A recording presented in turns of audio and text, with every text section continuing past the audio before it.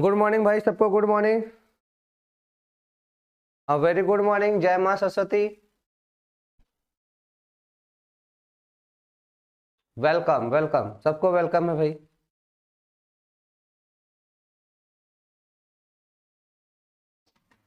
Good morning good morning good morning. चलो भाई फटाफट जुड़ो सब लोग।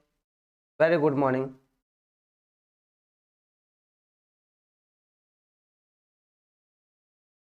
हाँ नमस्ते।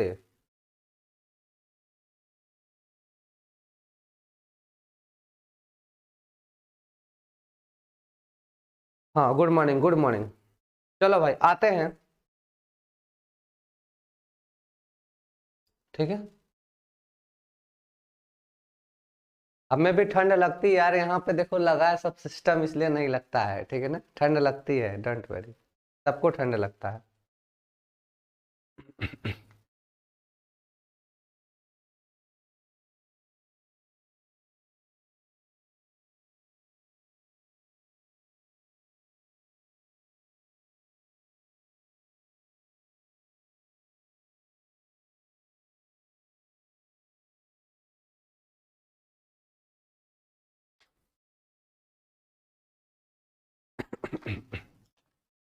चलो भाई।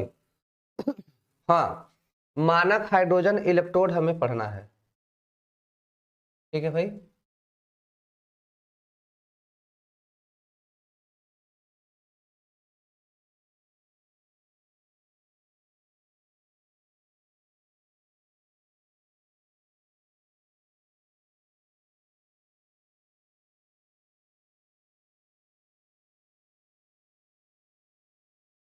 ठीक है।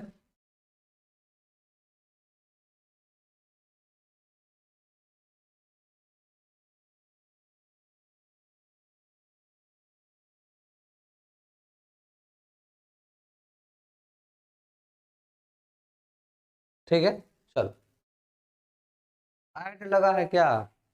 ठीक है, मैं ऐड को हटा रहा हूँ। ओके। ठीक है, हट गया भाई, हट गया।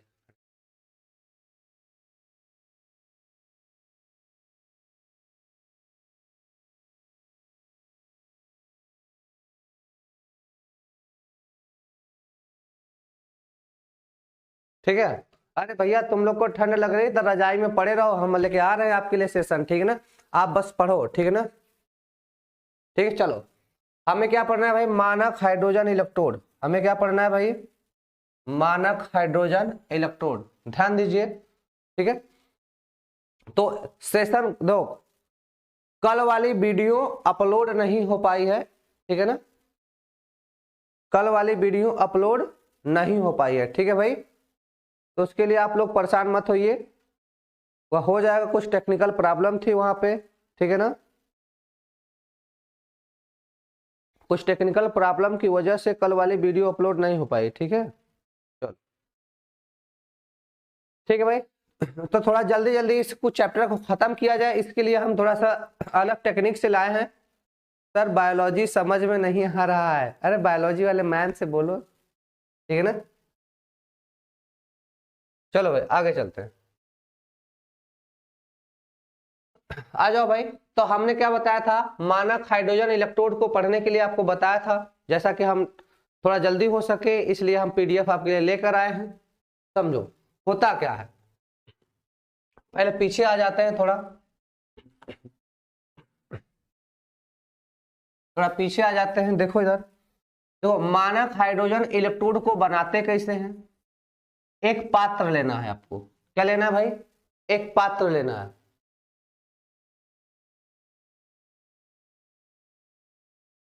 मानक हाइड्रोजन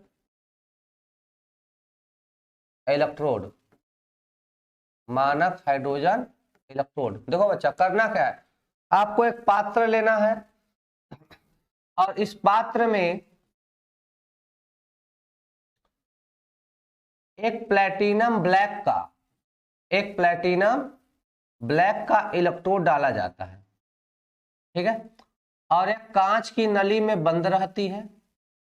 ठीक है, एक कांच की नली में बंद रहती है और यहां से इसमें H2 गैस प्रवाहित किया जाता है। कौन सी गैस? H2 gas. और इसमें साल्ट भर दिया जाता है। ठीक है बच्चा। अब देखो इसका वायु दाब हम लोग 1 atm रखते हैं और टेम्परेचर कितना रखते हैं 25 डिग्री सेल्सियस और सांद्रता 1 मोलर रखते हैं। बात समझ में आया? ठीक है, ध्यान दीजिए। तो यह ब्लैक प्लेटिनम रहता है। यह क्या रहता है? Black platinum. Black platinum. ठीक है भैया, समझो। कमेंट वमेंट थोड़ा बंद करो, थोड़ा इधर भी देख लो, बड़े मजे वाली चीज है। ठीक है ना। करते क्या है, तो देखो हाइड्रोजन इलेक्ट्रोड बनाते कैसे हैं। तो एक वेसल मतलब एक पात्र लेते हैं जिसमें साल्ट विलयन भर दिया जाता है। अब हाइड्रोजन का इलेक्ट्रोड है तो H2SO4 भरेंगे, उसी का सल्फेट भरेंगे। ठीक है। अब ध्यान दो, अब इसका आपको दाब कितना रखना है? 1 वायुमंडल। दाब कितना रखना? 1 वायुमंडल रखना है। टेम्परेचर 25 डिग्री सेल्सियस रहता है, सांद्रता 1 मोलर रहती है और इसमें प्लेटिनम, ब्लैक कलर का प्लेटिनम लगा रहता है। तो यह पूरा सेटअप क्या कहलाता है? इसी को कहते हैं हाइड्रोजन, मानक हाइड्रोजन इलेक्ट्रोड कहते हैं। और इसका जो मानक अपचयन विभव है, और इसका जो मानक अपचयन विभव है, इसको 0.00 वोल्ट मानते हैं। कितना मानते हैं भाई? 0.00 वोल्ट मानते हैं। ठीक है मेरे बच्चा, बात समझ में आ रहा है? यह हाइड्रोजन इलेक्ट्रोड होता है, मानक हाइड्रोजन इलेक्ट्रोड इसी को कहते हैं। ठीक है ना, इसी को क्या कहते हैं? मानक हाइड्रोजन इलेक्ट्रोड कहते हैं। ठीक है भाई।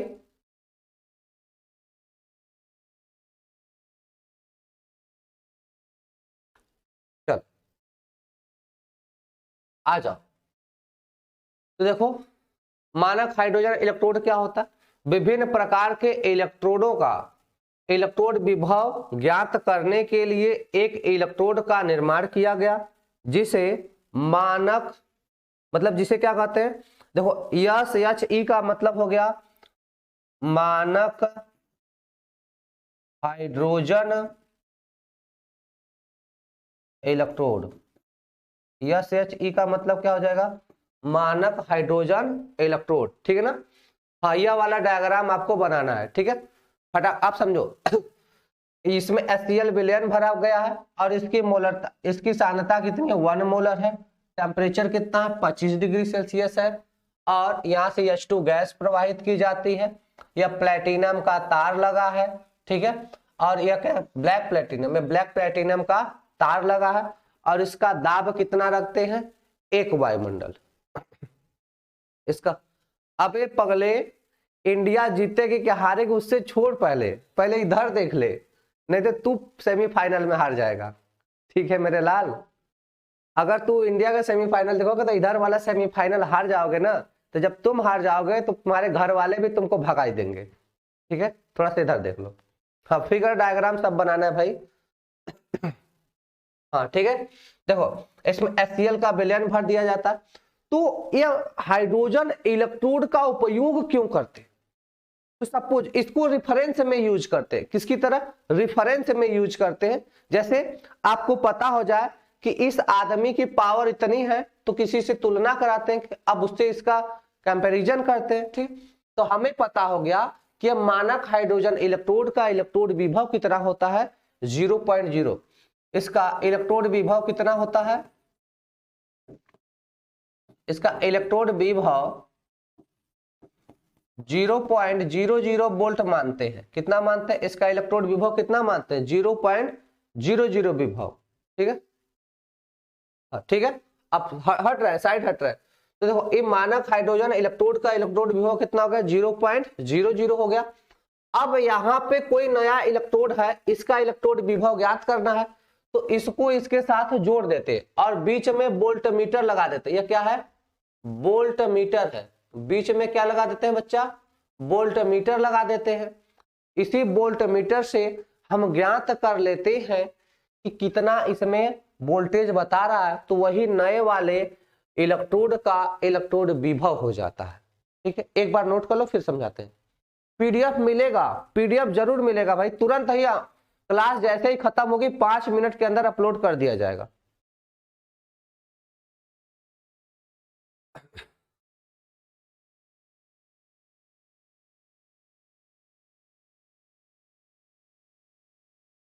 सर कौन से चैप्टर का टेस्ट होगा सैटरडे को? मैं कल ज्वाइन हुई हूँ, अभी कल का शेड्यूल तो नहीं है, शायद संडे को टेस्ट है, जैसा होगा हम नोटिस करवा देंगे सर से कह के।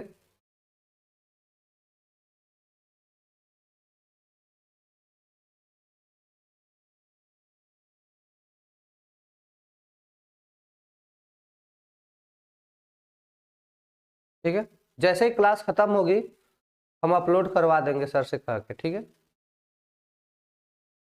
और नोट हो गया भाई, आगे चले थोड़ा।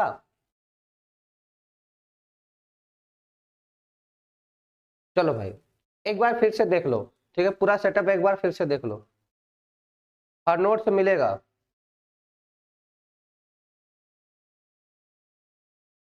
वेरी गुड मॉर्निंग सबको, गुड मॉर्निंग भाई।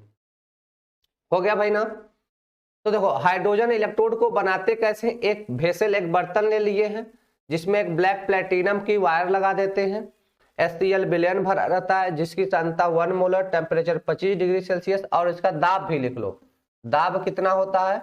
1 ATM। दाब कितना होता है? 1 ATM होता है, ठीक है ना। और इसका इलेक्ट्रोड विभव कितना मानते हैं? 0.00। इसका इलेक्ट्रोड विभव कितना मानते हैं? 0.00 मानते हैं, ठीक है ना। तो क्या कर रहा है, विभिन्न प्रकार के इलेक्ट्रोडों का इलेक्ट्रोड विभव ज्ञात करने के लिए एक मानक इलेक्ट्रोड निर्माण किया गया जिसका नाम रखा गया standard hydrogen electrode. Standard hydrogen electrode, इसका यूज क्या करते हैं?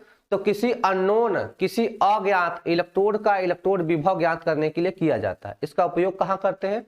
तो किसी अज्ञात इलेक्ट्रोड का इलेक्ट्रोड विभव ज्ञात करने के लिए इसके साथ उसे जोड़ देते हैं। अब जोड़ दिए तो बीच रास्ते में तार जाएगा, तार के बीच में क्या जोड़ देंगे? वोल्टमीटर जोड़ देंगे, वोल्टमीटर में वोल्टेज मिलेगा। ठीक है सर, चलो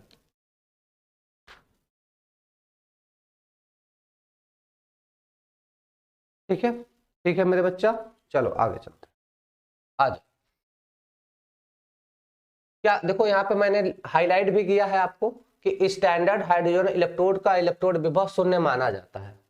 हाईलाइट है यहाँ पे कि स्टैंडर्ड हाइड्रोजन इलेक्ट्रोड का इलेक्ट्रोड विभव कितना माना जाता है? शून्य। कितना माना जाता है भाई? शून्य माना जाता है, ठीक है।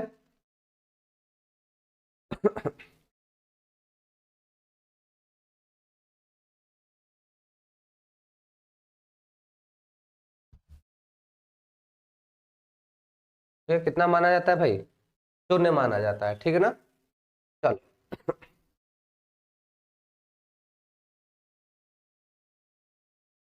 ठीक है, आगे देखो कार्य विधि, इसको बनाया कैसे जाता है ना।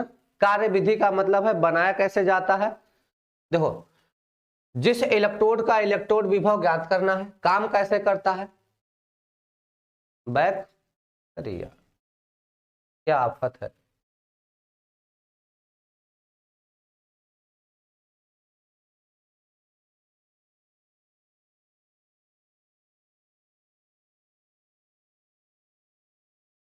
हो गया भाई। हाँ यह वाला पीडीएफ हम जरूर अपलोड कर देंगे, यह वाला पीडीएफ अपलोड कर देंगे भाई, ठीक है, यह वाला पीडीएफ हम अपलोड कर देंगे। ठीक है, आगे चल रहे हैं।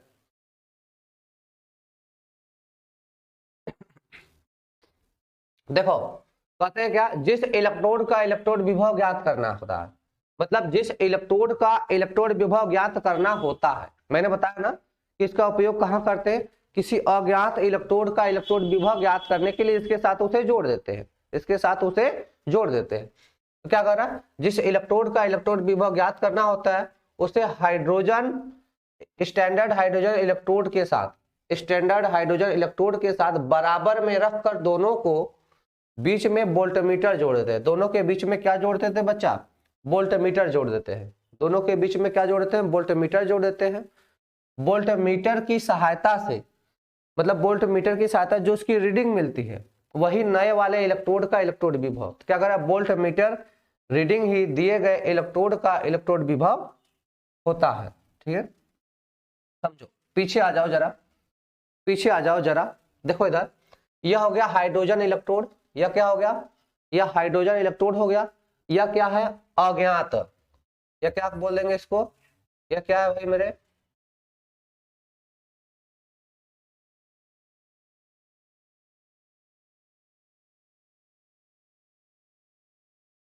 यह क्या है, अज्ञात इलेक्ट्रोड है। यह क्या हो गया, अज्ञात इलेक्ट्रोड हो गया। अब इसी अज्ञात इलेक्ट्रोड का, ठीक है, इस अज्ञात इलेक्ट्रोड का इलेक्ट्रोड विभव ज्ञात करना है। तो अज्ञात इलेक्ट्रोड का इलेक्ट्रोड विभव ज्ञात करने के लिए इसमें एक वोल्ट मीटर, इसको इसके साथ जोड़ेंगे और बीच में वोल्ट मीटर लगा देंगे, और इस वोल्ट मीटर में जो रीडिंग आएगी वही नए वाले इलेक्ट्रोड का इलेक्ट्रोड विभव होगा, वही नए वाले इलेक्ट्रोड का इलेक्ट्रोड विभव होगा। ठीक है मेरे बच्चा, चलो आ जाओ। क्या कह रहा है, जिस इलेक्ट्रोड का इलेक्ट्रोड विभव ज्ञात करना होता है उसे स्टैंडर्ड हाइड्रोजन के बराबर में रखकर दोनों के बीच में वोल्टमीटर जोड़ देते हैं।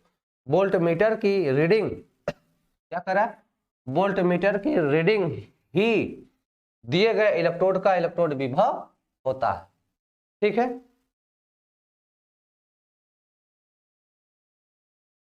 सर जी सेकेंड केमिस्ट्री कब से स्टार्ट होगी, वो आपको दूसरे सर पढ़ाएंगे, ठीक है ना, जल्द ही स्टार्ट हो जाएगा। ठीक है, जल्द ही। मेरे यहाँ बहुत ठंडी है, बहुत ठंडी पड़ती है, ठीक है भाई, बहुत ठंड है, लेकिन अंदर थोड़ा सा यहाँ पे माहौल बना है ना, माहौल जिसको कहते हैं, एक गर्म वाला माहौल है, देखो एसी उसी लगा है इसलिए ठंड नहीं लगती है। ठीक है, अच्छा, कल का पीडीएफ बायोलॉजी में अपलोड हो गया है। ठीक है भाई, चलो आगे ध्यान दो। बनाना कैसे, हाइड्रोजन इलेक्ट्रोड बनता कैसे, हाइड्रोजन इलेक्ट्रोड बनता कैसे, कह रहा है एक बर्तन में HCl विलयन भरकर, क्या कह रहा है, एक बर्तन ले लीजिए, एक बर्तन ले लीजिए और कह रहा है इसमें HCl विलयन भर दीजिए। एक बर्तन ले लीजिए और इसमें क्या भर दीजिए भाई, HCl विलयन भर दीजिए। आगे कह रहा है जिसकी सांद्रता 1 मोलर है, तो इसमें क्या भरिए आप लोग, HCl विलयन भरिए और इसकी सांद्रता रखिए 1 मोलर। ठीक है, आगे कह रहा है तथा ताप 25 डिग्री सेल्सियस, इसका टेम्परेचर, इसका टेम्परेचर कितना रखेंगे बच्चा, 25 डिग्री सेल्सियस, इसका टेम्परेचर कितना रख देंगे हम लोग, कहां चला गया रे?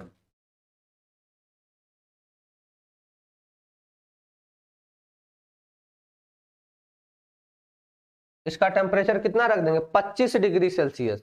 ठीक है, इस विलयन में एक कांच की नली होती है, देख बच्चा मेरे, ये विलयन हो गया ना, इसमें एक कांच की नली ऐसे होती है, ऐसे एक कांच की नली होती कांच की नली एक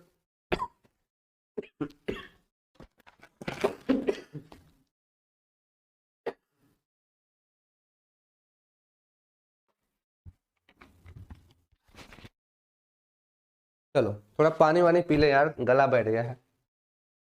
तो एक कांच की नली द्वारा प्लेटिनम की तार से प्लेटिनम प्लेट लटकी होती है, देखो इधर, प्लेटिनम की तार से इसी में क्या होती है, प्लेटिनम की प्लेट लटकी होती है,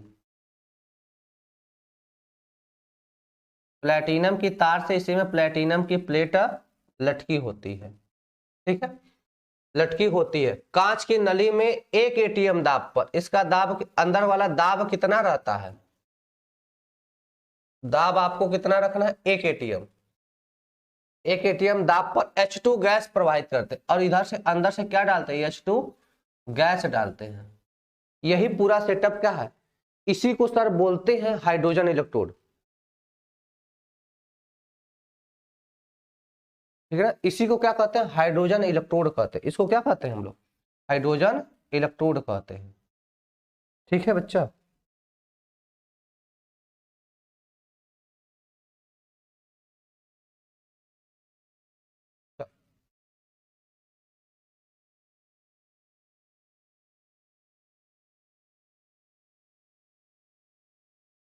प्लेटिनम प्लेट हो गया यह, और यह वाली क्या हो गई, यह कांच की नली हो गई।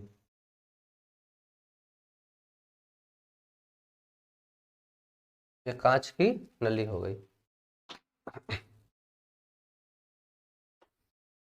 जल्दी खत्म कर देंगे मेरे भाई, समझ में भी तो आना चाहिए उतना, कम से कम जितना पढ़ा दें उतना तो आपको आ जाए, इस तरीके से पढ़ाया जाए, खत्म करके क्या होगा, आपको आना भी तो चाहिए।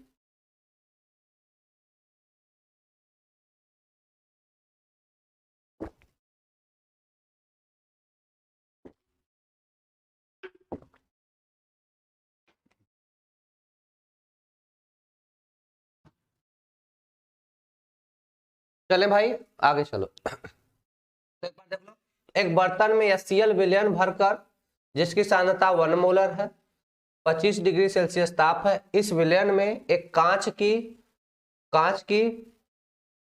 नली द्वारा प्लेटिनम के तार से प्लेटिनम का प्लेट लटका होता है, लटकी होती है।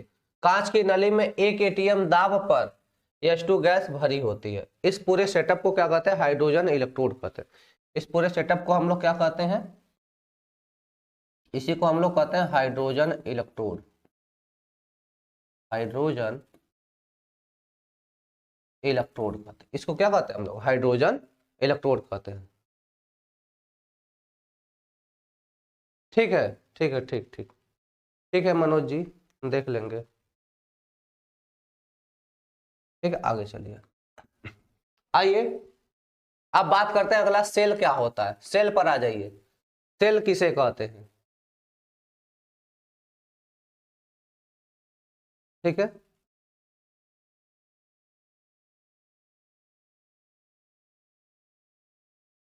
ठीक है, आइए देखिए, पहले चीज देखिए सेल क्या होता है। तो सेल पहले इधर देख लीजिए,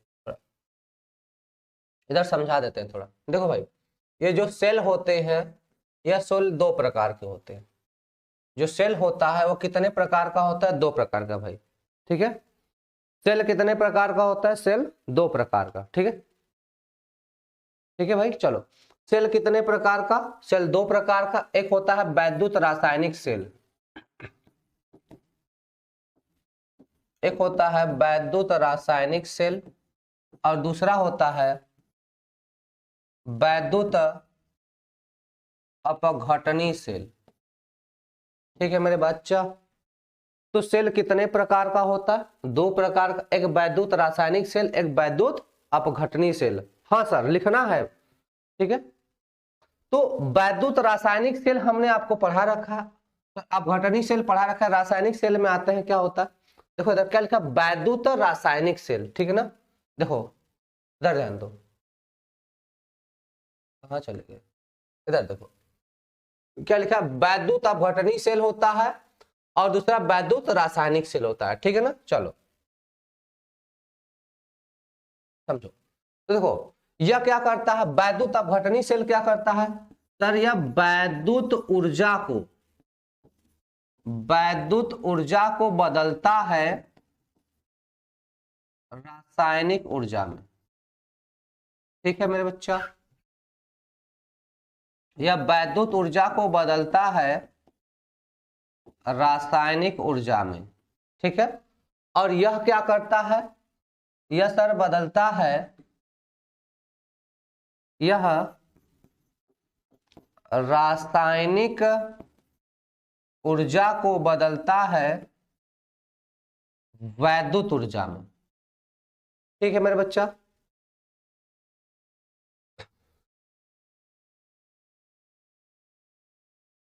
अच्छा ठीक है, नेक्स्ट आज के दिन पढ़ लो, ठीक है, नेक्स्ट दिन, ठीक है।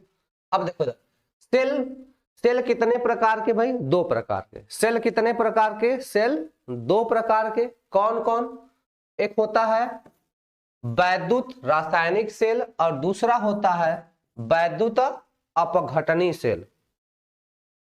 एक वैद्युत रासायनिक सेल होता है और दूसरा होता है वैद्युत अपघटनी सेल होता है, ठीक है। तो देखो वैद्युत रासायनिक सेल क्या करता है, रासायनिक ऊर्जा को वैद्युत ऊर्जा में बदलता है। क्या करता है, रासायनिक ऊर्जा को वैद्युत ऊर्जा में बदलता है। और वैद्युत अपघटनी सेल क्या करता है, वैद्युत ऊर्जा को रासायनिक ऊर्जा में बदलता है। ठीक है, हाँ सबको गुड मॉर्निंग भाई। हाँ इंपॉर्टेंट क्वेश्चन भी कराएंगे, कराएंगे भाई, कराएंगे कराएंगे। ठीक है, शपथ पत्र लेकर आपको बोले कि सर हम इंपॉर्टेंट क्वेश्चन कराएंगे। ठीक है, चलो भाई आ जाओ। ठीक है भाई, देख लो इधर। तो विद्युत अपघटनी सेल क्या करता है, विद्युत ऊर्जा को बदलता है रासायनिक ऊर्जा में, और वैद्युत रासायनिक सेल क्या करता है, रासायनिक ऊर्जा को बदलता है विद्युत ऊर्जा में। ठीक है, चलो विद्युत रासायनिक सेल होता क्या है, विद्युत रासायनिक सेल एक ऐसी व्यवस्था है जिसके द्वारा रासायनिक ऊर्जा को वैद्युत ऊर्जा में परिवर्तित किया जाता है।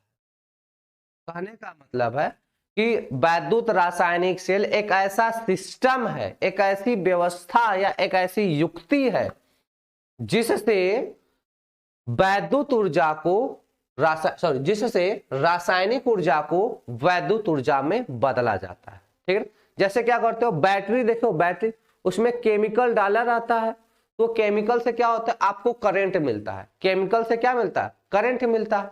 जैसे आप सेल वाली बैटरी देखोगे तो सेल वजह घड़ी में जो बैटरी आती है तो उसमें केमिकल भर दिया जाता है, उससे आपको क्या मिलता है, करंट मिलता है।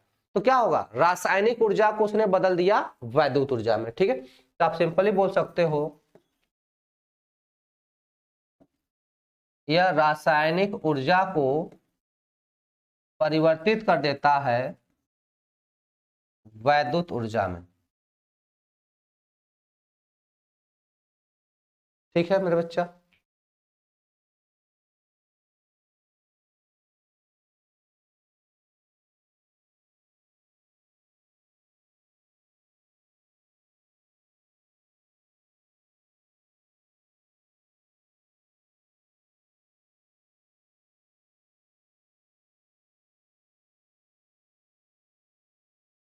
ठीक है भाई, चले आगे।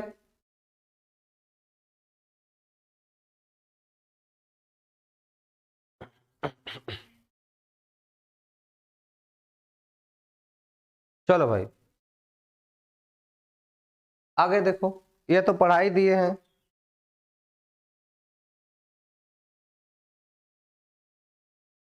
चलो भाई यहां तक पढ़ा दिए,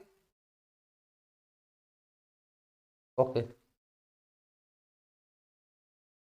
आज के दिन ऐसे पढ़ लीजिए, ठीक है, अगले दिन से पीडीएफ नहीं लाएंगे। देखिए नोट में देखिए क्या लिखा है, विद्युत रासायनिक सेल का खोज, विद्युत रासायनिक सेल की खोज 1780 में, विद्युत रासायनिक सेल की खोज किसमें हुई है, 1780 में। गैल्वनी लुइस गैल्वानी तथा 1800 में एलेसेडो बोल्ट द्वारा की गई थी। इन्हें गैल्वेनिक सेल या बोल्टीय, इसे गैल्वेनिक सेल या बोल्टीय सेल भी कहते हैं। इसे क्या कहते हैं, गैल्वेनिक सेल या बोल्टीय सेल। मतलब रासायनिक सेल को ही, देखो रासायनिक सेल को ही क्या कहते हैं, गैल्वेनिक सेल या बोल्टीय सेल कहते हैं। ठीक है, अब अहियां से तुम लोग पूछने लगे कितनी देर क्लास चलेगी, यार गजब है, गजब बेइज्जती है यार।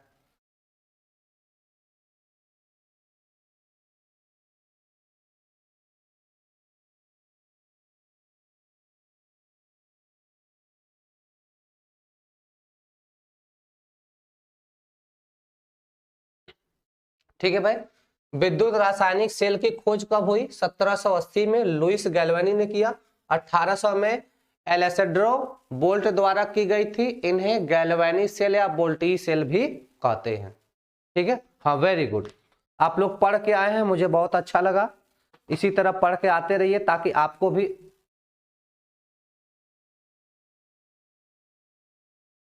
एलेसेड्रो, एलेसेड्रो ठीक है ना, बोल्ट, ठीक है ना, एलेसेड्रो बोल्ट है। ठीक है, ठीक है भाई चलो। तो ये थोड़ा सा इनके बारे में था, जैसे आपसे पूछा जाए कि कब खोजा गया, तब के लिए सिस्टम था। ठीक है, चलो। आते हैं थोड़ा इंपॉर्टेंट की तरफ। अब आ जाओ, देखो वेरी इंपॉर्टेंट है।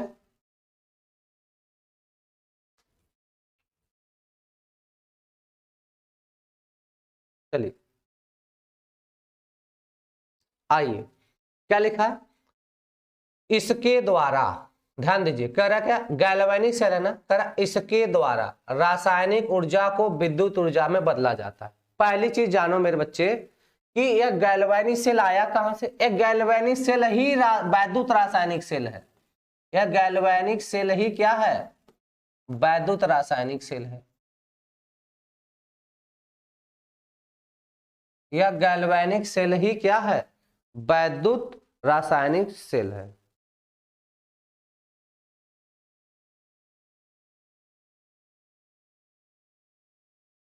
अच्छा ध्यान दीजिए, गैल्वेनिक सेल को क्या कहते हैं, वैद्युत रासायनिक सेल कहते हैं। वैद्युत रासायनिक सेल करता क्या है, रासायनिक ऊर्जा को वैद्युत ऊर्जा में बदलता है। ठीक है, करता क्या है, वैद्युत ऊर्जा, रासायनिक ऊर्जा को वैद्युत ऊर्जा में बदलता है।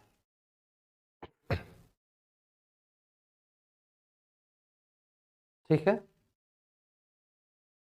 क्या करता है भाई, वैद्युत ऊर्जा को रासायनिक ऊर्जा को वैद्युत ऊर्जा में बदलता है। ठीक है, ध्यान दो आगे।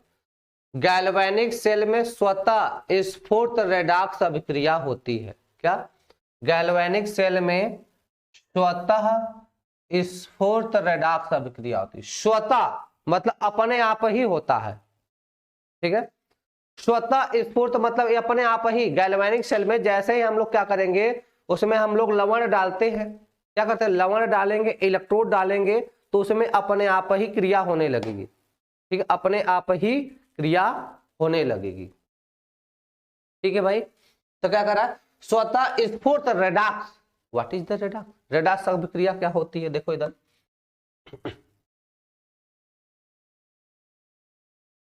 रेडॉक्स अभिक्रिया, रेडॉक्स अभिक्रिया क्या होती है, तो कहते हैं वह अभिक्रिया, बैटरी में कौन पानी रहता है, अरे भैया सल्फ्यूरिक एसिड भी भरी जाती है। ठीक है ना, देखो इधर और भी चीजें केमिकल से डाले जाते हैं। ठीक है, इधर ध्यान दो, सबको गुड मॉर्निंग भाई। देखो इधर, तो रेडॉक्स अभिक्रिया क्या होती है, हम कहते हैं वह रासायनिक अभिक्रिया, क्या बोल देंगे, वह रासायनिक अभिक्रिया जिसमें ऑक्सीकरण तथा अपचयन दोनों प्रकार की अभिक्रियाएं उपस्थित हों, उसे क्या बोलेंगे, रेडॉक्स अभिक्रिया। ठीक है ना, तो इसको इंग्लिश में बोलते हैं रेडॉक्स रिएक्शन।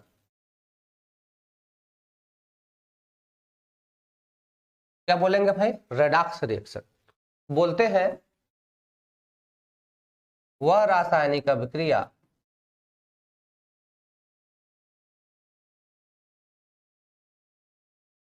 जिसमें ऑक्सीकरण तथा अपचयन दोनों प्रकार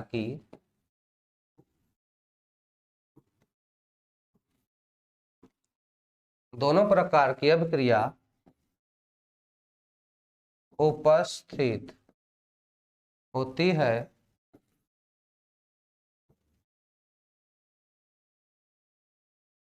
रेडॉक्स अभिक्रिया कहलाती है। ठीक है, ठीक है ना, तो वह रासायनिक अभिक्रिया जिसमें ऑक्सीकरण तथा अपचयन दोनों प्रकार की अभिक्रिया उपस्थित होती है, रेडॉक्स अभिक्रिया कहलाती है।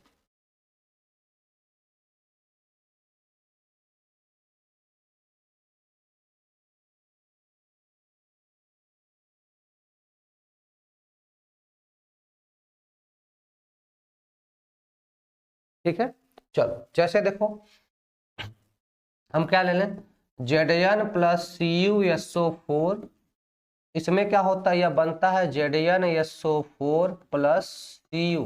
तो ध्यान दो, तो Cu+2 में था, Cu किस में था भाई, +2 में था, ऑक्सीजन की ऑक्सीकरण संख्या इसमें 0 में थी, और यह किस में हो गया, यह +2 में हो गया, इस बार कॉपर 0 हो गया। तो देखो कॉपर 2+ से क्या हुआ इसमें, देखो ध्यान दो इसमें हुआ क्या कि Zn एक बदल गया किसमें, Zn2+ में, Zn से बदल गया Zn2+ में, इसका क्या हो गया ऑक्सीकरण,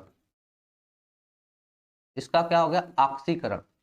और ध्यान दो कॉपर 2+ था, तो कॉपर 2+ से किस में बदल गया, कॉपर में, मतलब इलेक्ट्रॉन को ग्रहण किया, इलेक्ट्रॉन को क्या किया ग्रहण किया, तो इसका क्या हो गया अपचयन, इसका क्या हो जाएगा अपचयन, ठीक है, इसका क्या हो जाएगा अपचयन हो जाएगा। ठीक है मेरे भाई, रेडॉक्स का मतलब समझ में आया, रेडॉक्स अभिक्रिया का मतलब समझ में आया। रेडॉक्स अभिक्रिया का मतलब हो गया कि वह रासायनिक अभिक्रिया जिसमें ऑक्सीकरण भी हो अपचयन भी हो, ऑक्सीकरण भी हो और अपचयन भी हो, उसे क्या बोलेंगे रेडॉक्स अभिक्रिया। ठीक है भाई,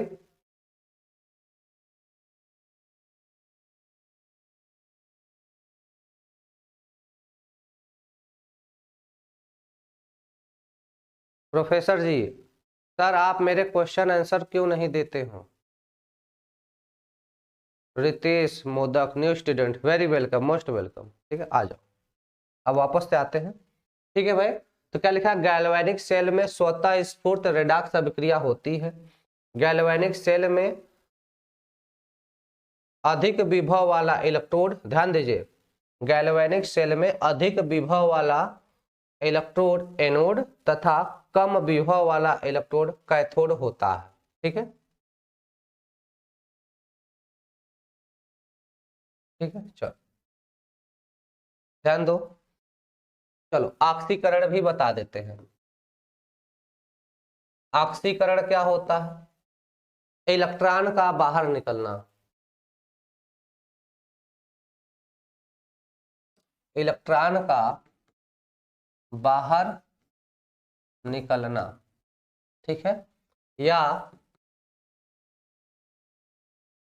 ऑक्सीजन का जुड़ना, या हाइड्रोजन का बाहर निकलना। बात समझ में आ गया, ऑक्सीकरण किसे कहते हैं, इलेक्ट्रॉन का बाहर निकलना, ऑक्सीकरण किसे कहते हैं इलेक्ट्रॉन का बाहर निकलना, या फिर ऐसा कुछ नहीं हो रहा है तो क्या बोलेंगे ऑक्सीजन का जुड़ना, यह भी नहीं दिख रहा है तो आप बोलो क्या हाइड्रोजन का बाहर निकलना, हाइड्रोजन का बाहर निकलना।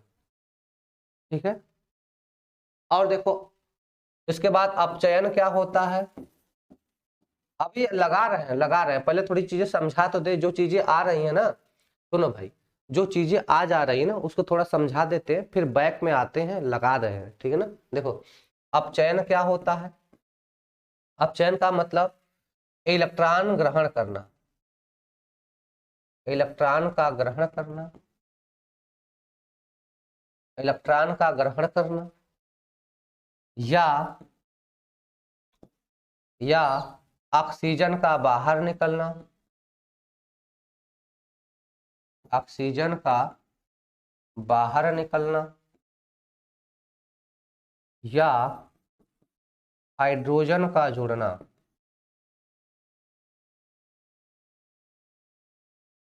यह क्या होगा अपचयन हो जाएगा, यह क्या हो जाएगा अपचयन। ठीक है, यह क्या हो जाएगा अपचयन, ठीक है ना। हाँ हमें पता है करा दिए हैं, लेकिन कुछ विद्वान स्टूडेंट हैं जिनको नहीं पता है तो मैं उनको बता रहा हूँ। ठीक आ जाओ वापस से आ जाओ भाई, क्या लिखा गैल्वेनिक सेल में अधिक विभव, अधिक विभव वाला, क्या कह रहा है भाई अधिक विभव वाला, मतलब सीधे बोल देंगे क्या अधिक विभव वाला इलेक्ट्रोड, अधिक विभव वाला इलेक्ट्रोड क्या हो जाएगा मेरे भाई एनोड हो जाएगा, क्या हो जाएगा एनोड हो जाएगा। क्या लिखा है गैल्वेनिक सेल में अधिक विभव वाला इलेक्ट्रोड क्या हो जाएगा एनोड हो जाएगा, तथा कम विभव वाला क्या हो जाएगा कम विभव वाला इलेक्ट्रोड क्या हो जाएगा कैथोड हो जाएगा। क्या लिख देंगे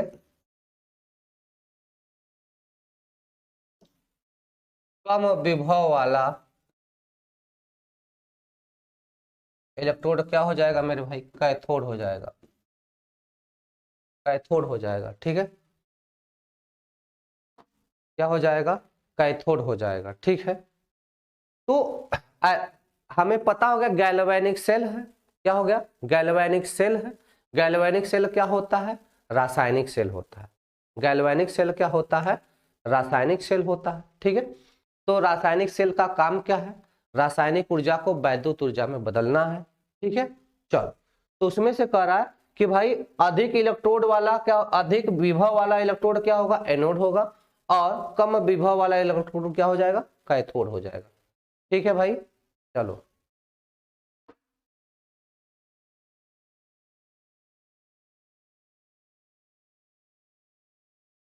ठीक है मेरे बच्चा, चलो।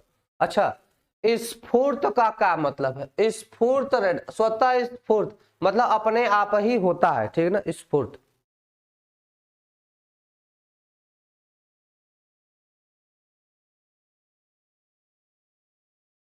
अब विद्युत अपघटनी में चीजें बदल जाती हैं,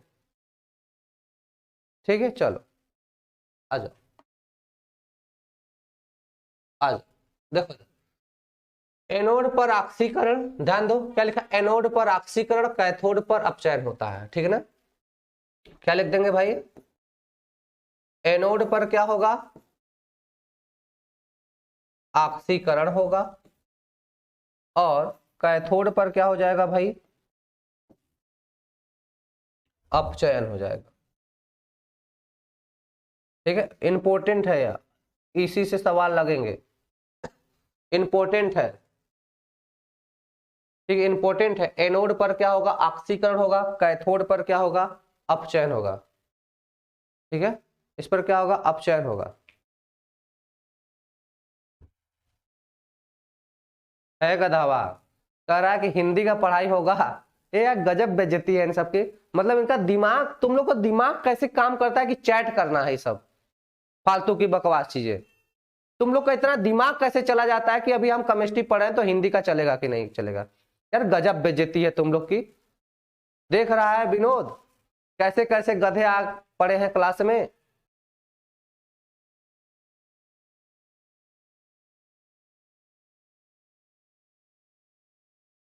आगे से पीडीएफ नहीं लेकर आएंगे। चलो भाई, ध्यान दो। तो एनोड पर क्या होगा मेरे बच्चा, ऑक्सीकरण होगा, कैथोड पर क्या हो जाएगा, अपचयन हो जाएगा। अब ध्यान दो, एनोड कैसा होगा, ऋणात्मक होगा। एनोड कैसा होगा, ऋणात्मक होगा। और मेरे बच्चा कैथोड कैसा होगा, धनात्मक होगा। कैसा हो जाएगा, धनात्मक, ठीक है। चलो, तो ध्यान दो, एनोड पर ऑक्सीकरण, कैथोड पर अपचयन होता है। एनोड पर मैंने लिख दिया ऑक्सीकरण, कैथोड पर अपचयन होता है। एनोड कैसा होता है, ऋणात्मक होता है, कैथोड कैसा होता है, धनात्मक होता है, ठीक है। चलो, हाँ साइड हट जाते हैं, साइड।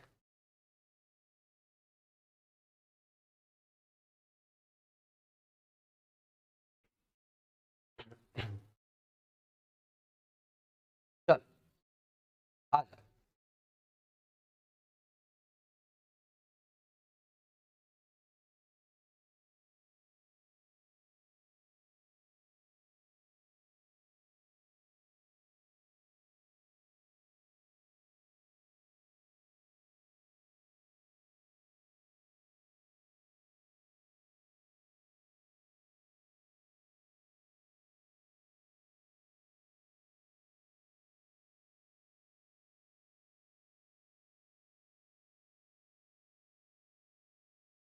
चल, आ जाओ भाई, देखो ध्यान दो, गैल्वेनिक सेल के बाह्य परिपथ में, गैल्वेनिक सेल के बाह्य परिपथ में क्या, गैल्वेनिक सेल के बाह्य परिपथ में इलेक्ट्रॉन, बाह्य परिपथ में इलेक्ट्रॉन, एनोड, बाह्य परिपथ में इलेक्ट्रॉन एनोड से कैथोड की ओर, एनोड से कैथोड की ओर, ध्यान दीजिए, कह रहा था गैल्वेनिक सेल के बाह्य परिपथ में, जो गैल्वेनिक सेल का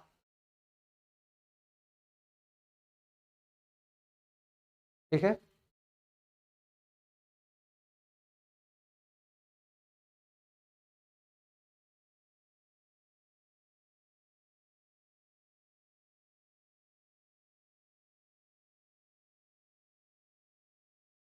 कल पीडीएफ से नहीं पढ़ाएंगे, ठीक है।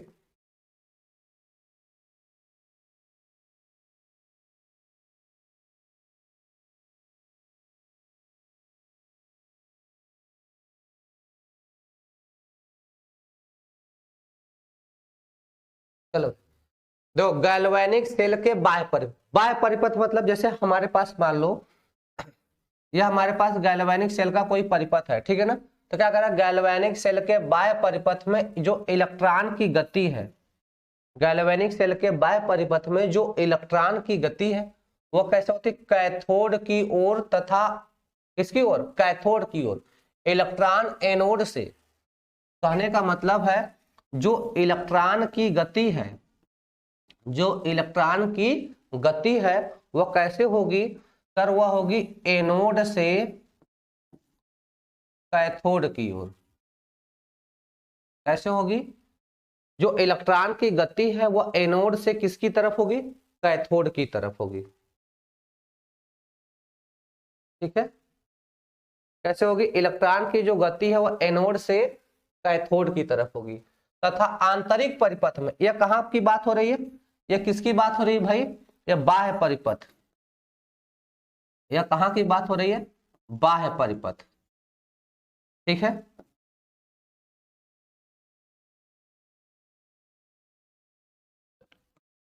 ठीक है,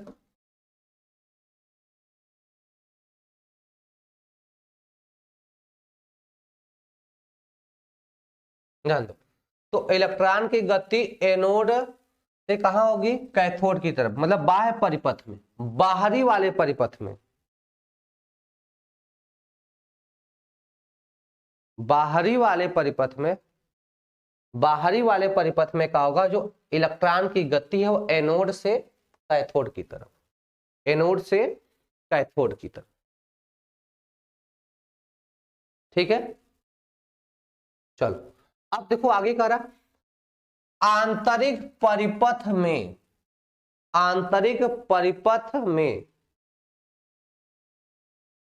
आंतरिक परिपथ में इलेक्ट्रॉन की जो गति है वह कैथोड से एनोड की ओर जाती है या होती है, ठीक है। हम बात कर लेंगे आंतरिक परिपथ, किसकी बात कर ले, आंतरिक परिपथ की बात कर ले। तो आंतरिक परिपथ में जो इलेक्ट्रॉन की गति है वो कैसे है, कैथोड से एनोड की तरफ।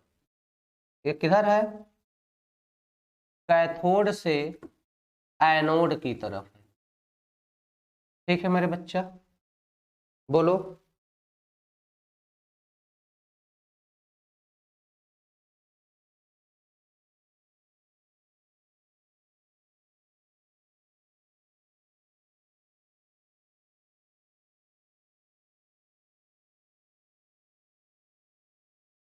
ठीक है, समझो क्या करा, गैल्वेनिक सेल के बाह्य परिपथ में इलेक्ट्रॉन एनोड से कैथोड की ओर, इलेक्ट्रॉन एनोड से कैथोड की ओर, तथा आंतरिक परिपथ में इलेक्ट्रॉन कैथोड से एनोड की ओर जाते हैं। तो देखो बाह्य परिपथ में, बाहरी वाले परिपथ में जो इलेक्ट्रॉन की गति है वह एनोड से कैथोड की ओर है।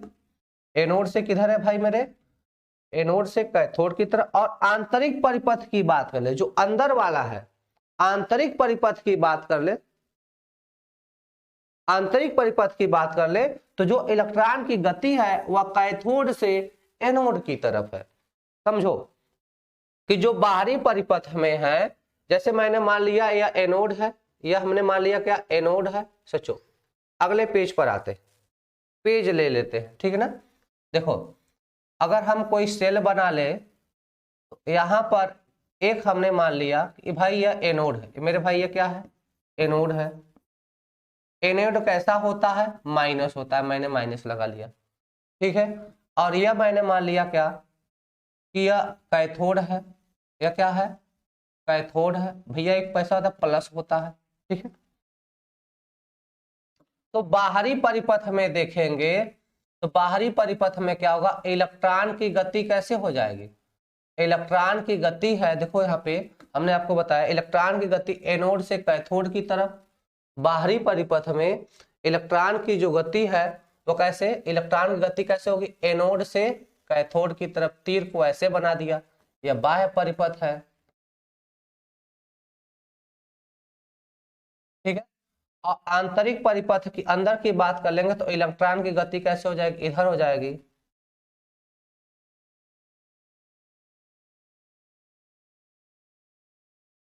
ठीक है भाई।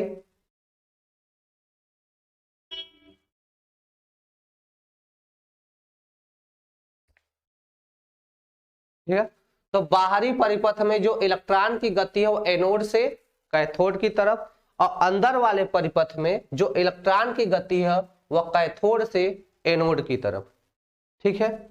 किसी को समस्या, ठीक है, चलो आगे चलते हैं, आ जाओ।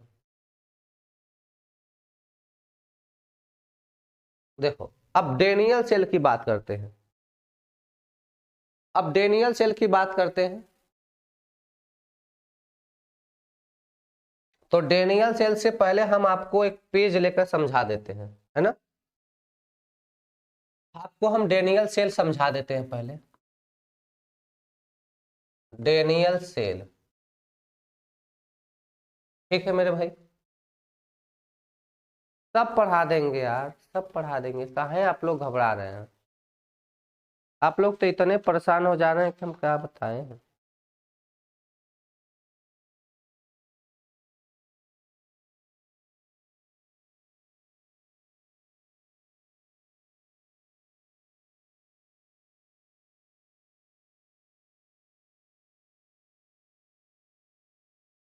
ठीक है, देखिए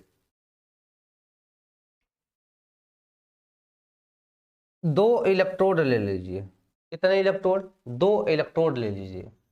डेनियल सेल कैसे बनाते हैं उसको देखिए। हमने इसमें दो वेसल लिया और दोनों में एक एक ठो इलेक्ट्रोड लगा दिया। इन दोनों पात्रों में एक एक ठो इलेक्ट्रोड लगा दिया। और मैं आपको बता रखा हूं कि भाई जिस धातु का जिस धातु का इलेक्ट्रोड होता है उसी के लवण के विलयन में, ठीक है, जिस धातु का इलेक्ट्रोड होता है उसी के लवण के विलयन में उसे डुबोया जाता है। तो हमने मान लिया कि यह जिंक धातु का है, यह किसका है, जिंक धातु का, और यह है कॉपर धातु का। पीडीएफ से काहे पढ़ा रहे हैं, हमने सोचा पीडीएफ से पढ़ाने से जल्दी हो जाएगी इसीलिए पढ़ा रहे हैं, कल से नहीं पढ़ाएंगे, ठीक है, ओके। तो यह जिंक धातु का इलेक्ट्रोड है, यह कॉपर धातु का। अब जिंक धातु का जब इलेक्ट्रोड हो गया तो इसमें जो लवण डालेंगे, जो विलयन डालेंगे, वो किसका डाल देंगे भाई, जिंक सल्फेट का। किसका डाल देंगे, जिंक सल्फेट का। और यह कॉपर है, इसमें जो विलयन डालेंगे, कॉपर है तो इसमें जो हम लोग विलयन डालेंगे वह कॉपर सल्फेट डालेंगे, ठीक है मेरे बच्चा, ओके, ठीक है। अब देखो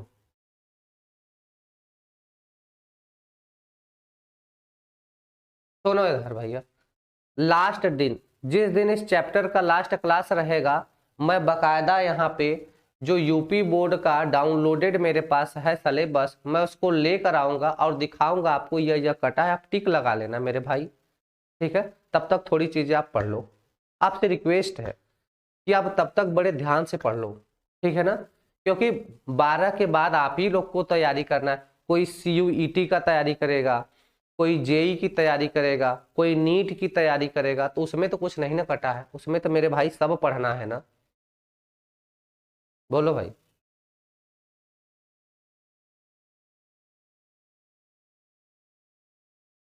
ठीक है,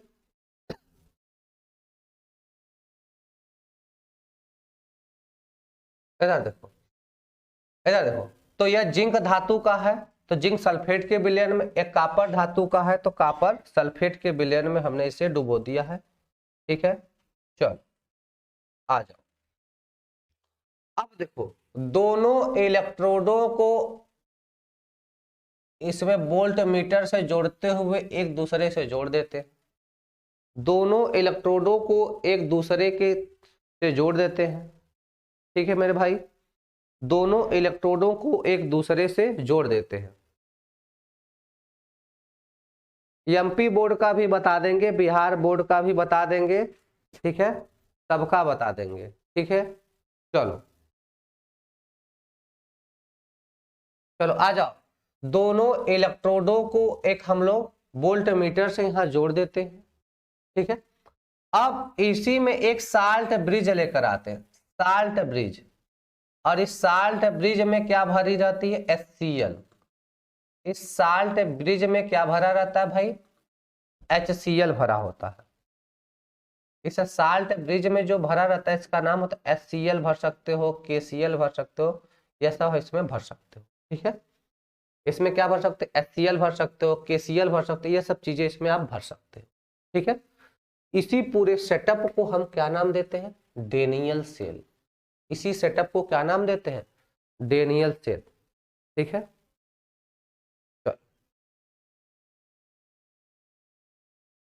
तो बात समझ में आ रहा है सबको?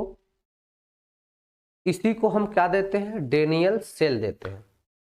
ठीक है, चलो अब आते हैं अपने टॉपिक पे। देखो क्या किया गया, क्या हुआ वही दिख रहा है जो हमने बताया।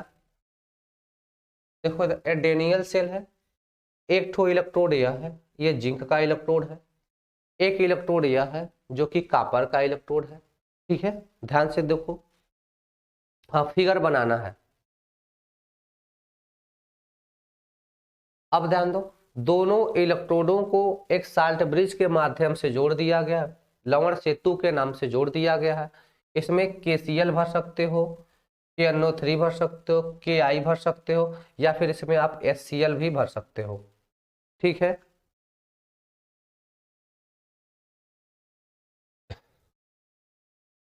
ठीक है, अब देखो इसको कहते क्या है? इसको लवण सेतु कहते हैं। इसको कहते क्या है? लवण सेतु कहते हैं।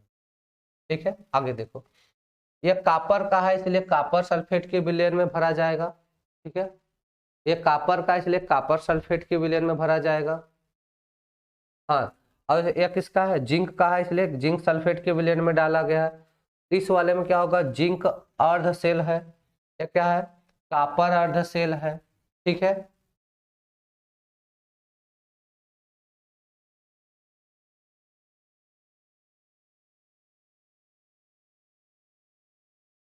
ठीक है, अब देखो, अब देखो यहाँ पे जब जिंक, यह क्या होगा भैया? देखो इलेक्ट्रॉन की गति किधर होगी? इलेक्ट्रॉन की बाहरी वाले सेल में, बाहरी वाले सेल में जो इलेक्ट्रॉन की गति होगी, हमने बताया है कि एनोड से किधर होगा? कैथोड की तरफ।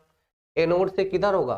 कैथोड की तरफ। देखो ये इलेक्ट्रॉन की गति है, जो इलेक्ट्रॉन की गति है यह इधर की तरफ है। ठीक है मेरे बच्चा, सर रिप्लाई दीजिए। अजीत,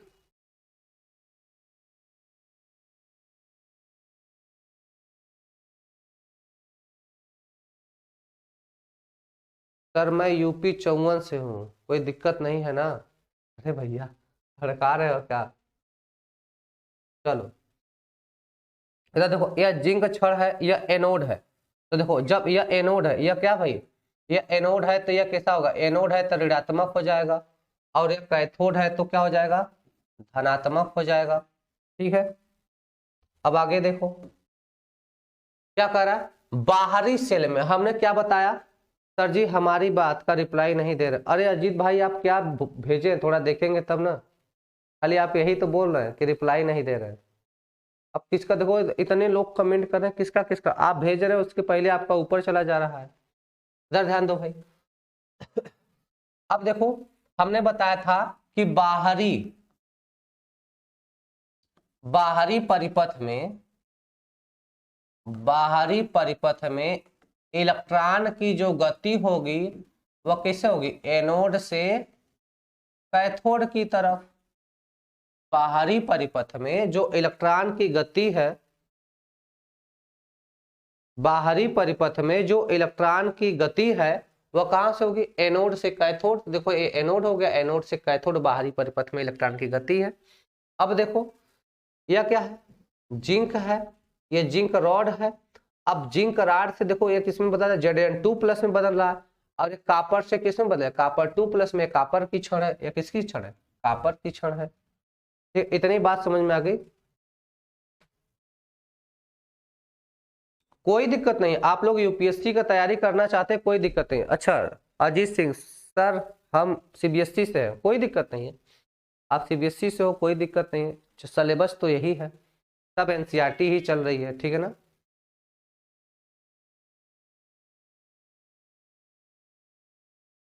चल, इतनी बातें आपको समझ में, यह डायग्राम फटाक से बनाओ, फिर आगे चलते हैं।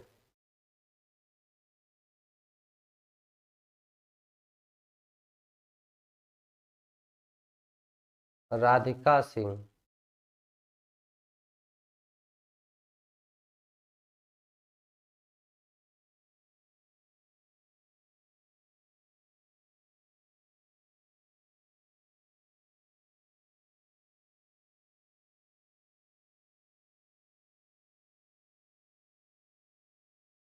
ठीक है भाई,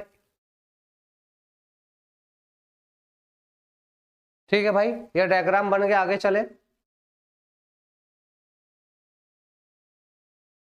इसको बना लिए सब लोग।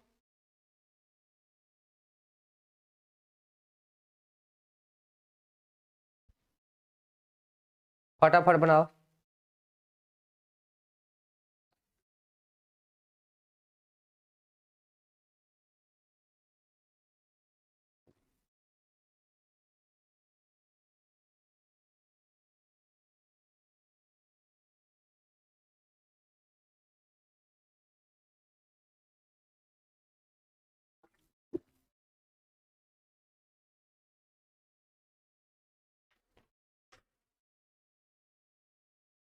चलो भाई आगे चलते हैं।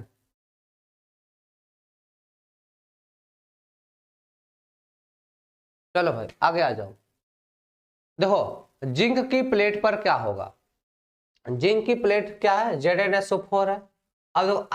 अब जिंक का क्या हो जाएगा, ऑक्सीकरण। जिंक पर क्या होगा, जिंक की प्लेट पर क्या होगा, ऑक्सीकरण होगा। ऑक्सीकरण कहां पर होगा, एनोड पर होगा। ध्यान दो, एक एक लाइन समझो। जिंक की प्लेट है और ये इसे किस में डुबोया गया है, जिंक की प्लेट को डुबोया गया है ZnSO4 में। जिंक की प्लेट को डुबोया गया है ZnSO4 में, ठीक है, ZnSO4 के विलयन में। अब देखो जिंक पर होगा ऑक्सीकरण, जिंक पर क्या हो जाएगा, ऑक्सीकरण हो जाएगा। ऑक्सीकरण कहां पर हो रहा है, एनोड पर हो रहा है। एनोड कैसा होता है, ऋणात्मक होता है। एनोड कैसा होता है, ऋणात्मक होता है।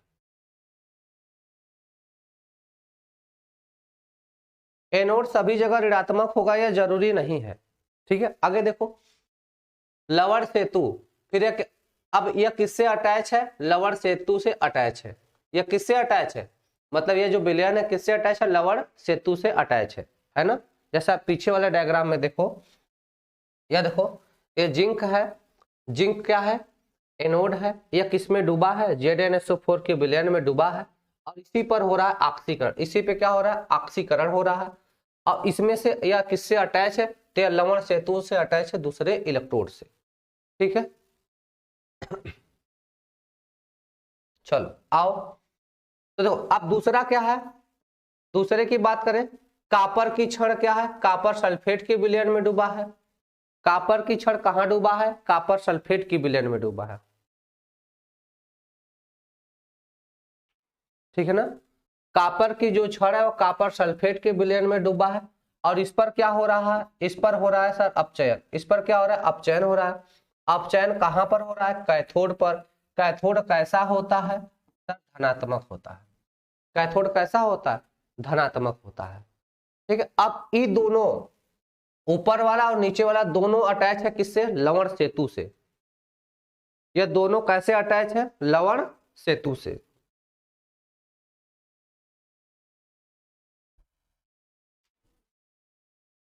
ठीक है ना। कैसे, ये दोनों अटैच है लवण सेतु से, तो लवण सेतु से अटैच है तो क्या होगा, अक्रिय गैस का विद्युत अपघटन भरा होता है। लवण सेतु में क्या भरा रहता है, विद्युत अपघट्य भरा होता है। ये आपको नहीं करना है, ठीक है, ये नहीं करना है, ठीक है। लवण सेतु में क्या भरा होता है, वैद्युत अपघट्य, जैसे HCl, KCl, KI, ठीक है ना। तो यह वैद्युत अपघट्य भरा होता है। कौन कौन, KCl भरा होता है, KNO3, KI भरा होता है, ठीक है। अब आगे सेल विभव कितना होगा, 1.1 वोल्ट होगा। सेल विभव कितना होगा, 1.1 वोल्ट होगा, ठीक है ना। सेल का विभव कितना यहां पर मिलेगा, 1.1 वोल्ट मिलेगा, ठीक है। इलेक्ट्रॉन का प्रवाह किधर से होगा, जिंक से कॉपर की ओर। जिंक कौन है, जिंक एनोड है सर, जिंक कौन है, एनोड है सर। कॉपर कौन है, कैथोड है सर। बात समझ में आ रही है। तो हमने आपको बार बार बता रहा है कि बाह्य परिपथ में, हमने आपको बार बार क्या बताया कि बाह्य परिपथ में जो इलेक्ट्रॉन की गति है वह एनोड से कैथोड, तो एनोड कौन है, जिंक है, जिंक से जाएगा कॉपर में। और धारा का प्रवाह क्या होगा, विपरीत होता है। इलेक्ट्रॉन के चलने की विपरीत दिशा में धारा चलती है। इलेक्ट्रॉन के चलने की विपरीत दिशा में कौन चलता है, धारा चलता है। तो धारा की दिशा किधर हो जाएगी सर, धारा की दिशा कैथोड से एनोड की ओर हो जाएगी, कैथोड से एनोड की ओर हो जाएगी। यह हो जाएगी कॉपर से जिंक की ओर धारा की दिशा। बात समझ में आ गई कि नहीं आ गई।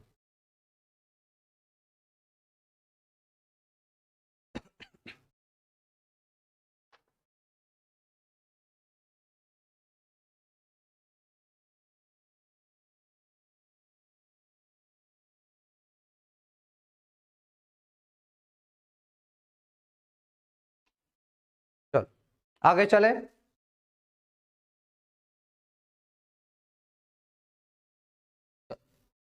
लवण सेतु का कार्य तथा गुण, लवण सेतु का कार्य तथा गुण देखो। यह क्या, अगर अगर, अरे अगर अगर का नहीं नहीं, यहाँ पे अगर अगर नहीं, अगर अगर का होता है, यह अगर अगर का होता है, ठीक है ना।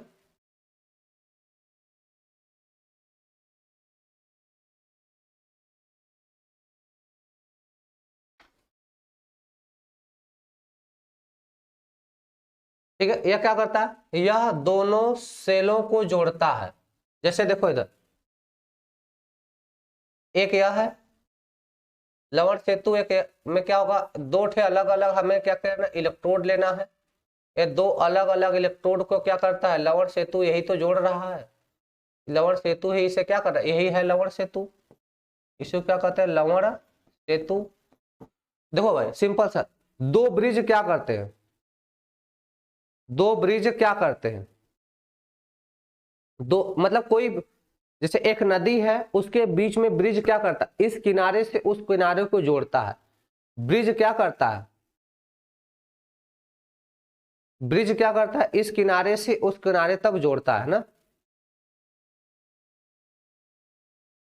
ठीक है ना। ब्रिज क्या करता है, एक छोर से दूसरे छोर को जोड़ता है, तो इसी तरह उसी को हिंदी में सेतु कहते हैं। सेतु क्या करता है, एक इलेक्ट्रोड से दूसरे इलेक्ट्रोड को जोड़ता है, एक इलेक्ट्रोड से दूसरे इलेक्ट्रोड को क्या करता है, जोड़ता है, ठीक है ना। यह दोनों अर्ध सेलों को जोड़ता है, यह परिपथ को पूर्ण करता है। यह परिपथ को क्या करता है भाई, पूर्ण करता है। देखो एक यह वाला इसको हम जोड़ते हैं ऐसे, ये क्या करता है, जब दोनों सेलों को एक दूसरे से जोड़ दिया जाएगा तो परिपथ क्या हो जाएगा, पूर्ण हो जाएगी। परिपथ क्या हो जाएगी, पूर्ण हो जाएगी। यह संधि विभव को रोकता है, यह संधि विभव को रोकता है। संधि विभव का मतलब ज्वाइन करने पर जो विभव निकलता, विभव होता है उसे क्या करता है, जोड़ता है, ठीक है ना। उसके बाद यह दोनों विलयनों की उदासीनता को बनाए रखता है।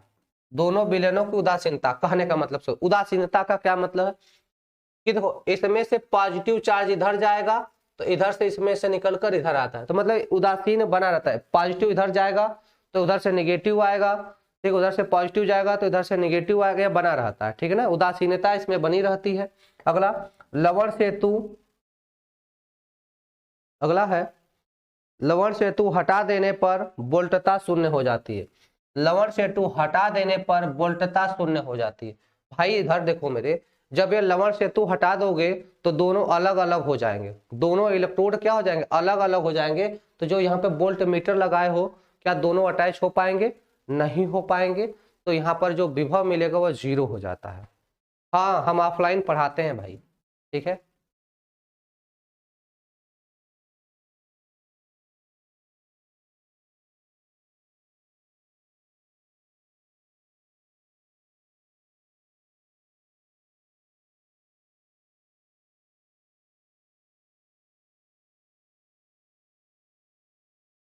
ठीक है, देख लो, देखो लवण सेतु हटा देने पर, लवण सेतु का मतलब है कि दोनों इलेक्ट्रोडों के बीच में यह जो लवण सेतु लगा है, अगर इसको हम हटा दें, यह कांच की एक नली होती है और जिसमें किसी वैद्युत अपघट्य को भरा था, अगर इसको हम हटा देंगे तो देखो दोनों एक दूसरे से जब दूर हो जाते, इसको जैसे ही हटा देंगे तो क्या होगा, जैसे ही हटाएंगे तो ये इसमें से इसमें आवेश का प्रवाह नहीं होगा। जब आवेश का प्रवाह नहीं होगा तो इस हमारे वोल्ट मीटर में जो धारा है कितनी हो जाएगी, 0 हो जाएगी। ठीक है,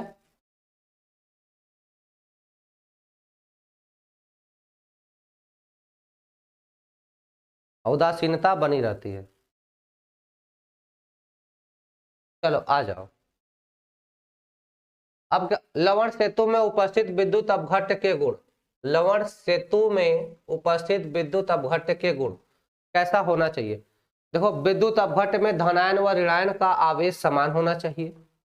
विद्युत अपघट्य में, विद्युत अपघट्य में धनायन व ऋणायन का आवेश समान होना चाहिए, मतलब जितना प्लस उतना ही माइनस, जितना प्लस उतना ही माइनस होना चाहिए। ठीक है ना। तो वैद्युत अपघट्य में धनायन व ऋणायन समान होना चाहिए। के सी एल 1 प्लस 1 माइनस के आई 1 प्लस 1 माइनस के NO3 के plus NO3 minus NH4 NO3 है तो 1 प्लस 1 माइनस होना चाहिए। ठीक है भाई। चलो दूसरी गुण क्या है, विलयन क्षेत्र में धनायन, क्या कर रहा है, विलयन क्षेत्र में धनायन तथा ऋणायन की गतिशीलता समान होनी चाहिए। क्या कर रहा है, विलयन क्षेत्र में धनायन तथा ऋणायन की गतिशीलता समान होनी चाहिए। ठीक है, विलयन क्षेत्र में धनायन तथा ऋणायन की गतिशीलता समान होनी चाहिए।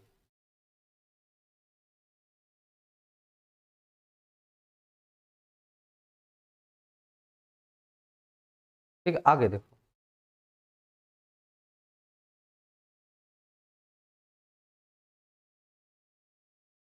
आगे देखो, विद्युत अपघटनी सेल तथा गैल्वेनिक सेल में अंतर, विद्युत अपघटनी सेल तथा गैल्वेनिक सेल में अंतर।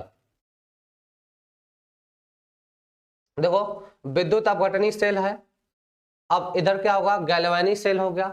देखो इधर, अच्छा गैल्वेनिक सेल को हम लोग क्या कहते हैं, देखो यह रासायनिक क्या करता है, यह रासायनिक ऊर्जा को, इसी को देखो गैल्वेनिक सेल बोलो या फिर रासायनिक सेल बोलो, गैल्वेनिक सेल बोलो या फिर क्या बोलो, रासायनिक सेल, वैद्युत रासायनिक, यही है। तो देखो इधर विद्युत अपघटनी सेल में यह विद्युत ऊर्जा को रासायनिक ऊर्जा में बदलता है, यह विद्युत ऊर्जा को रासायनिक ऊर्जा में परिवर्तित करता है।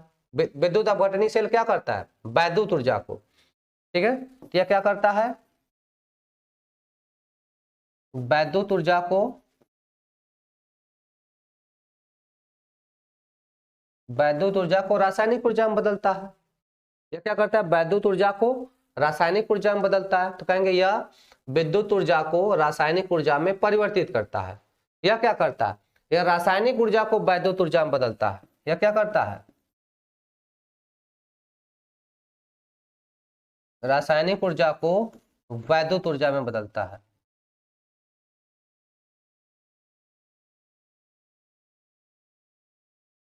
ठीक है, अगला, यह अस्वतः प्रक्रिया है। यह क्या, अस्वतः है, इसे कराना पड़ता है। वैद्युत अपघटनी में वैद्युत ऊर्जा को रासायनिक अभिक्रिया में बदलने के लिए इसे अभिक्रिया कराना पड़ता है, एनर्जी देनी पड़ती है। यह स्वतः है, अपने आप ही हो जाएगी, यह अपने आप ही होता रहता है, इसको कराना पड़ता है। ठीक है।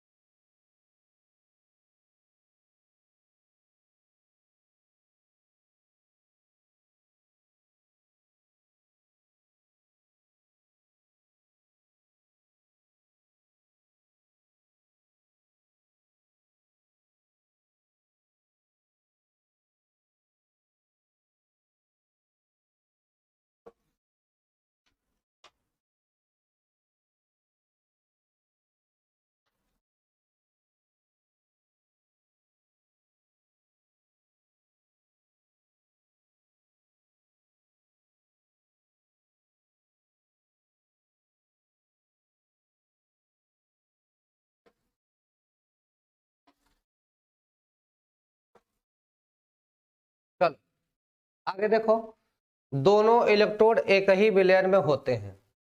वैद्युत अपघटनी सेल में क्या होता है, वैद्युत अपघटनी सेल में दोनों इलेक्ट्रोड एक ही सेल में होते हैं। वैद्युत अपघटनी सेल में क्या होता है, दोनों इलेक्ट्रोड एक ही सेल में होते हैं। दोनों इलेक्ट्रोड एक ही सेल से होते हैं। और तीसरा, हम दूसरी बात करते हैं, इसमें रासायनिक सेल की बात करते हैं। रासायनिक सेल की बात करें, दोनों इलेक्ट्रोड अलग अलग विलयन में होते हैं। दोनों इलेक्ट्रोड अलग अलग विलयन में होते हैं। देखो, इनको साल्ट ब्रिज से जोड़ा जाता है।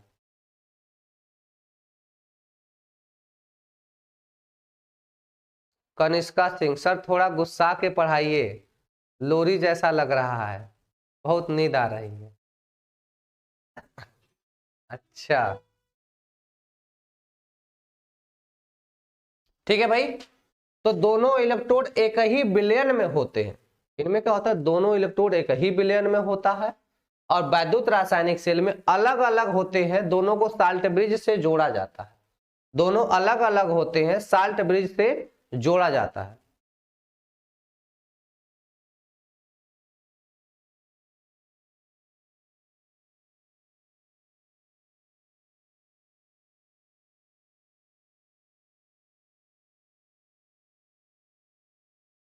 अगर अगर क्या होता है, अगर अगर एक विलयन होता है भाई, भारती कुशवाहा, अगर अगर एक विलयन होता है, ठीक है।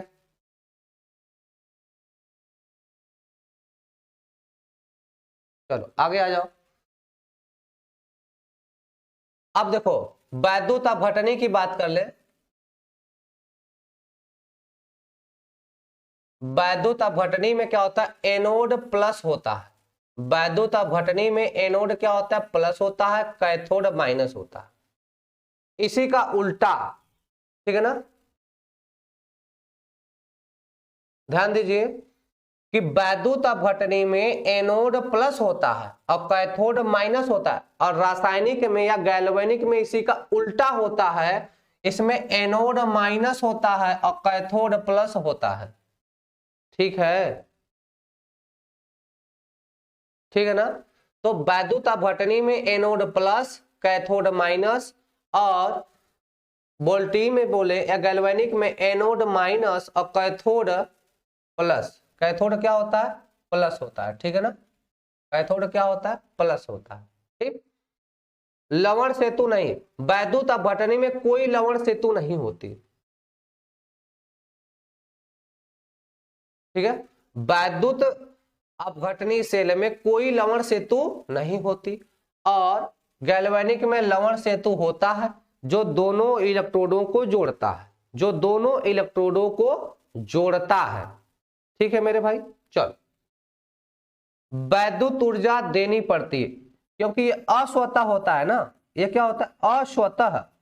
यह क्या होता है, अस्वतः होता है, तो इसमें वैद्युत ऊर्जा देनी पड़ती है।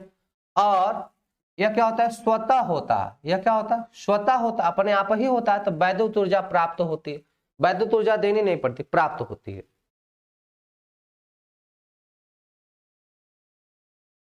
उल्टा क्यों होता है, क्योंकि भाई यह स्वतः प्रक्रिया है, यह अस्वतः है, तो एनर्जी देनी पड़ती है, इसमें एनर्जी बाहर निकलती है। चैप्टर नंबर 3 है। आप कब से पूछ रही हैं चैप्टर नंबर, तो चैप्टर नंबर सर 3 है। इसका नाम है वैद्युत रसायन। वैद्युत रसायन, और सुबह 6:30 बजे से चलती है, ठीक है। ये चैप्टर नंबर 3 है, वैद्युत रसायन है। ये वैद्युत रसायन कहाँ आता है, तो रसायन विज्ञान में आता है। वैद्युत रसायन कहाँ आता है, तो रसायन विज्ञान। हम पढ़ा रहे हैं, हम रसायन विज्ञान पढ़ा रहे हैं, ठीक है ना।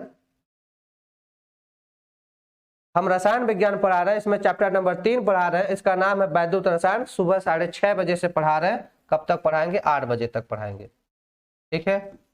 और कोई समस्या।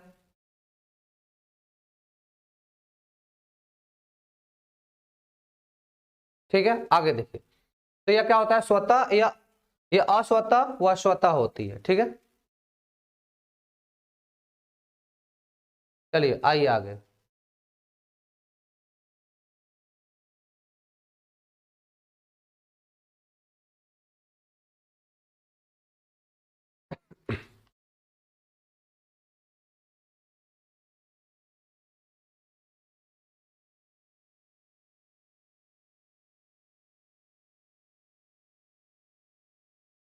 ठीक है भाई, चलो अब आगे बात करते हैं उत्क्रमणीय सेल।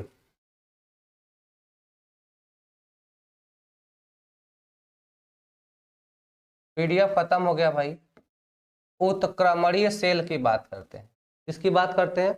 उत्क्रमणीय सेल।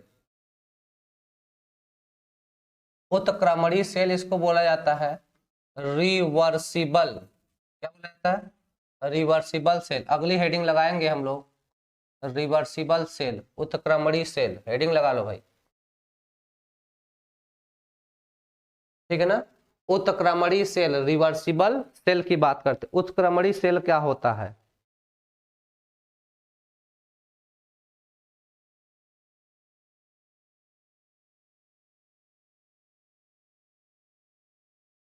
ठीक है ना,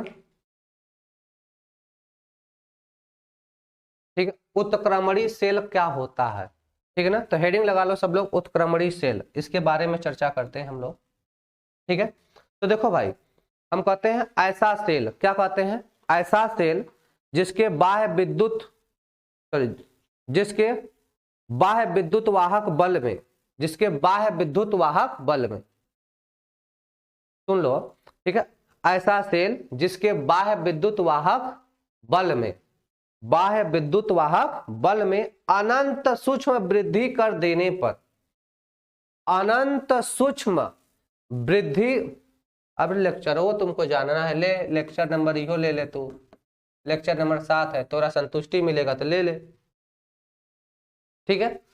अनंत सूक्ष्म वृद्धि कर देने पर धारा की मात्रा विपरीत दिशा में प्रवाहित होने लगती है। बात को समझो, ऐसा सेल, क्या बोलेंगे भाई? ऐसा सेल जिसके बाह्य विद्युत वाहक बल में अनंत सूक्ष्म वृद्धि कर देने पर धारा की दिशा विपरीत हो जाए, धारा की दिशा विपरीत हो जाए तथा अभिक्रिया उत्क्रमणीय हो जाए, तथा अभिक्रिया उत्क्रमणीय हो जाए, उसे क्या बोलेंगे? उत्क्रमणीय सेल बोलेंगे। क्या बोलेंगे? उत्क्रमणीय सेल। तो लिखेंगे ऐसा सेल, ऐसा सेल जिसके बाह्य विद्युत वाहक बल में, जिसके बाह्य विद्युत वाहक बल में अनंत सूक्ष्म वृद्धि,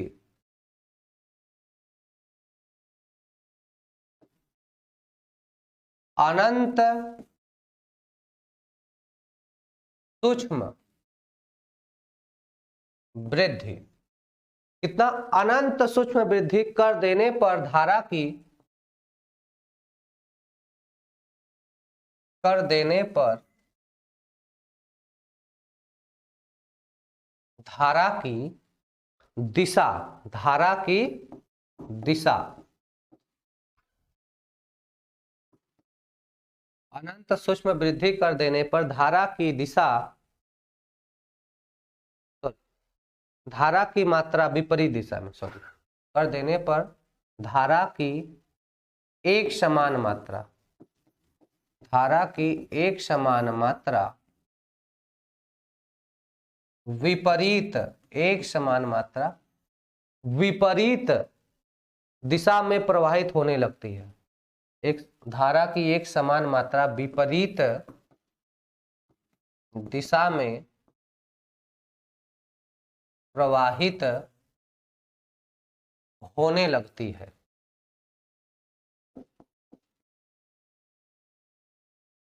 होने लगती है, ठीक है। क्या होगा? विपरीत दिशा में, मतलब क्या होगा? ऐसा सेल जिसके बाह्य विद्युत वाहक बल में अनंत सूक्ष्म वृद्धि कर देने पर धारा की एक समान मात्रा विपरीत दिशा में प्रवाहित होने लगती है तथा रासायनिक अभिक्रिया उत्क्रमणीय हो जाती है, तथा रासायनिक अभिक्रिया उत्क्रमणीय, रासायनिक अभिक्रिया उत्क्रमणीय हो जाती है। रासायनिक अभिक्रिया कैसे हो जाएगी भाई, उत्क्रमणी हो जाती है, उत्क्रमणी सेल कहते हैं इसे,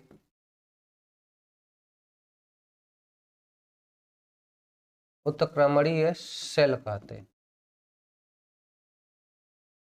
ठीक है भाई, तो आज के लिए इतना ही। ठीक है, और सभी लोग 6:30 बजे आ जाया करो। ठीक है, आगे पीछे आते हो तो टाइम पूछते रहते हो ना, 6:30 बजे आया करो। ठीक है, चलो तो आज के लिए इतना ही। एक एग्जाम्पल ले लो। एग्जाम्पल में जैसे हम लोग लिखेंगे डेनियल सेल, एग्जाम्पल में क्या हो जाएगा, डेनियल सेल।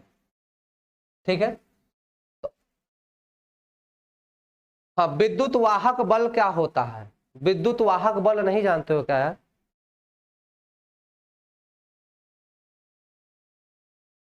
हाँ, ऐसा सेल जिसके बाह्य विद्युत वाहक बल में, मतलब बाह्य विद्युत वाहक बल मतलब जो बाहर से बल देते हैं भाई, जो बाहर से वैद्युत बल देते हैं उसे बाह्य विद्युत वाहक बल बोलते हैं। ऐसा सेल जिसके बाह्य विद्युत वाहक बल में अनंत सूक्ष्म वृद्धि कर देने पर धारा एक समान मात्रा में विपरीत दिशा, धारा की एक समान मात्रा विपरीत दिशा में प्रवाहित होने लगती है तथा रासायनिक अभिक्रिया उत्क्रमणी हो जाती है, इसे उत्क्रमणी सेल कहते हैं। जैसे डेनियल सेल, जैसे डेनियल सेल। ठीक है, अभी पीडीएफ अपलोड करवा देते हैं। ठीक है ना, ठीक है भाई, तो आज के लिए क्लास के लिए इतना ही। सबको बाय बाय। ठीक है, सब लोग अच्छे से पढ़ो, रिवीजन करके आओ। ठीक है, ठीक है, कल हम लोग पढ़ेंगे सेल का प्रदर्शन, कि सेल को कैसे दिखाया जाता है। ठीक है भाई, ठीक है, ठीक है, चलो क्लास को ओवर किया जाए। कोमल पाल सर, हाँ बोलिए, चैप्टर कब खत्म होगा? विद्युत और विद्युत में क्या डिफरेंस है? कोई डिफरेंस नहीं भाई। Thank you so much sir, okay, चलो ठीक है, सोते रहो सब। हाँ बाय, गुड बाय।